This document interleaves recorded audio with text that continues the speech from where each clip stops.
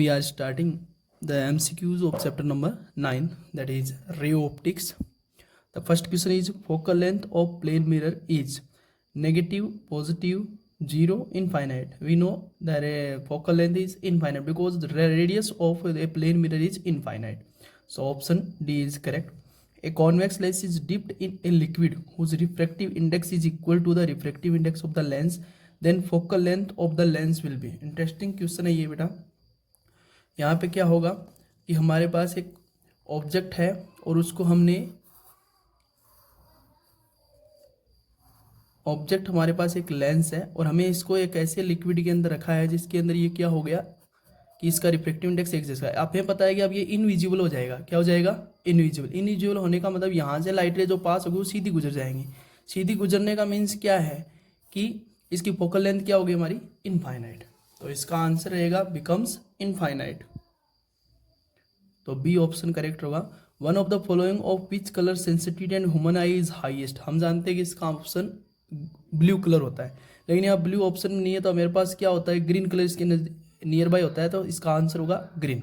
VIBGYOR के अंदर blue colour इसके ग्रीन के पास होता है, इसका मतलब इसका आंसर होगा ग्रीन, क्योंकि ब्लू के बाद ग्रीन ही आता है.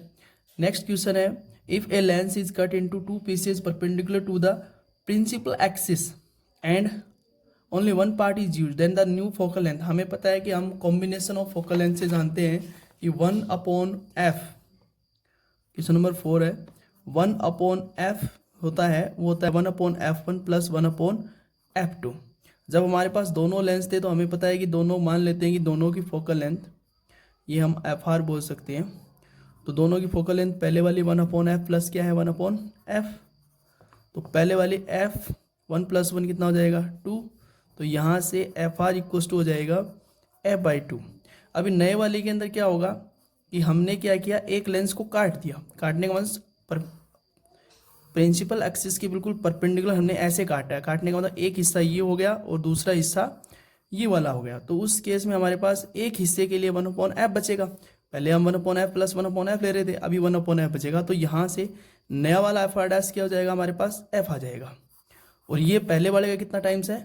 2 टाइम्स. तो इसका आंसर होगा हमारे पास बिकम्स 2 टाइम्स. तो ऑप्शन सी हमारा इसके अंदर क्या होगा? करेक्ट होगा.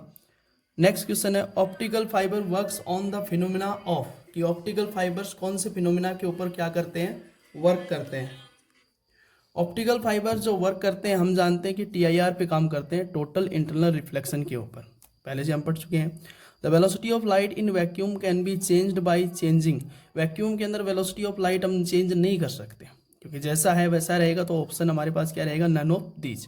चाहे हम कुछ भी चेंज करें, फ्रीक्वेंसी वैक्यूम के अंदर बिल्कुल भी चेंज हमारी वेलोसिटी ऑफ लाइट नहीं चेंज होगी. तो ऑप्शन डी करेक्ट है, none of these. Total internal reflection takes place when the light travels from. आपको पता है डेंसर से रेयर, एक ही वाटर टू ग्लास रेयर से डेंसर है, ग्लास टू डायमंड है रेयर से डेंसर है. और क्योंकि ग्लास का 1.5 होता है, डायमंड का 2.42 होता है. और water to air that is denser to rare. It means option C is correct. Velocity of light is maximum in diamond, water, glass, vacuum. Option D is correct, vacuum. When light passes from one medium to another medium, which one of these quantities remain unchanged? आपको पता है एक frequency होती है जो आपको पता है इसके अंदर इमेंस क्या होती है? अनचेंज होती है. ठीक है. Brilliance of diamond is due to. कि डायमंड का ब्रिलियंस किसकी? TIR की वजह से होता है. आपको पता है ये टोटल इंटरनल रिफ्लेक्शन बार बार की वजह से TIR होता है, जिसकी वजह से वो ब्रिलियंस शो करता है. Refractive index of a substance if it's critical angle is 45. अगर क्रिटिकल एंगल 45 है तो रिफ्रैक्टिव इंडेक्स कितना होगा? तो हम जानते हैं स्नेल्स लॉ से.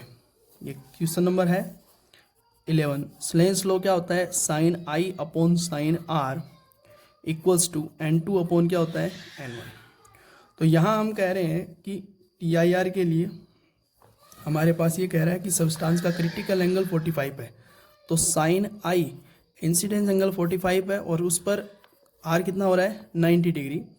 N2 जिस मीडियम में ये बाहर जाना है और जिस मीडियम के अंदर है उसका हमें पता करना है N1. तो उसके लिए हमने मान लिया एयर है. क्या है? एयर. तो N1. तो यहाँ साइन 90 की वैल्यू क्या हो जाएगी? 1 हो जाएगी. ये N1 ऊपर जाएगा और 1/sin क्या हो जाएगा? 45. साइन 45 की वैल्यू होती है 1/√2.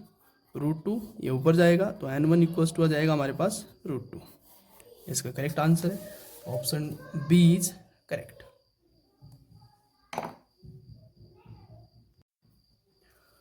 नेक्स्ट क्वेश्चन हमारे पास question number 12, larger aperture in of objective lens in an astronomical telescope. ऐसे तो ये क्वेश्चन रिमूव हो चुका है लेकिन फिर भी आ सकता है क्योंकि ये टेलीस्कोप से रिलेटेड है। इसका मेन रीजन ये होता है कि लार्जर अपेचर जो ऑब्जेक्टिव का होता है टेलीस्कोप के अंदर होता ही है, अब उसके अंदर वो हमेशा रिजोल्विंग पावर को हमें इंक्रीज करके देता है। रिजोल्विंग पावर का मतलब हमें इमेज की जो साइज है उसको बढ़ाता है, बढ़ाने का मतलब एंगल बड़ा करता है उसके अंदर। तो ऑप्शन ए हमारा करेक्ट रहेगा।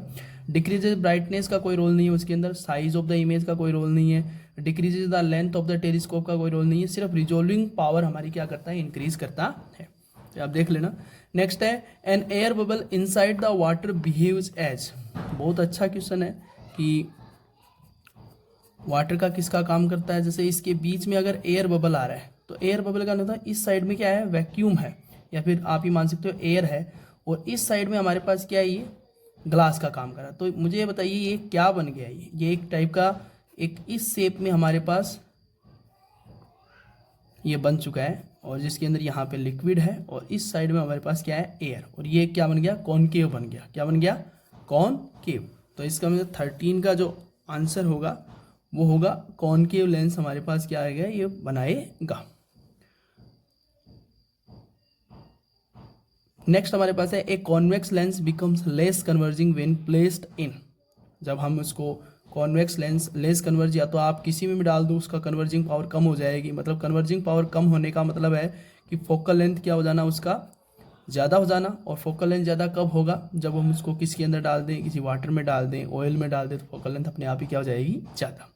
तो 14 का ऑप्शन सी अपने पास क्या आएगा, इसका ऑप्शन आएगा सी, बोथ ए एंड क्या है, B. Linear magnification of plane mirror is +1 -1, 0 से कम या फिर क्या है, 0। प्लेन मिरर है, इसका means size of the image to the side of the object होगा, तो दोनों सेम होंगे। h अपॉन क्या होगा, h' अपॉन क्या होगा, h, तो दोनों हाइट सेम होंगे, h अपॉन h होगा, जिसकी वजह से इसका आंसर आएगा 1। ठीक है। और रियल एंड आपको पता है हाइट दोनों ही प्लस रहेंगी, इमेज की हाइट भी प्लस रहेगी, ऑब्जेक्ट भी प्लस, क्योंकि वर्चुअल एंड इरेक्ट होता है, इसलिए इसका क्या आएगा, +1 आएगा। क्या आएगा बेटा, +1। Pencil in a beaker filled with water seems to be broken और बैंड ड्यू टू। ये पता है आपको कि पेंसिल झुकी हुई क्यों दिखती है, रिफ्रैक्शन की वजह से। तो इसका ऑप्शन होगा D. If angle of between two plane mirrors 60 degree then the number of image formed. आपको पता है 360 बाई सिलेबस से रिमूव्ड है, लेकिन फिर भी देख लेते हैं, 6 है। और आपको पता है अगर ये अपने पास इवन है तो 6 - 1 करके कितना है, ऑप्शन आएगा आपका 5। तो इसका मीन्स इसका आंसर क्या होगा, 5। In dispersion of light through a glass prism angle of deviation is minimum 4। Angle of deviation सबसे कम किसका होता है बेटा, रेड का। सबसे ऊपर वाली रे जिसका सबसे कम डेविएशन होगा तो वो कौन सी है बेटा, red.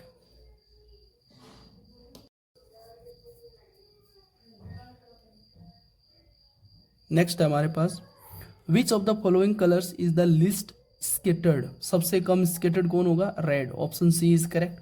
To get 5 images of the single object one should, आपको पता है अभी देखा आपने, या तो 60 डिग्री रखें या फिर 72 डिग्री। 72 डिग्री से डिवाइड करेंगे तो हमारे पास भी 360 बाई 72 कितना आता है, 5 आता है। तो वो भी सही है। और 360 यहाँ पे 72 नहीं दे रखा, इसका मतलब 60 होगा।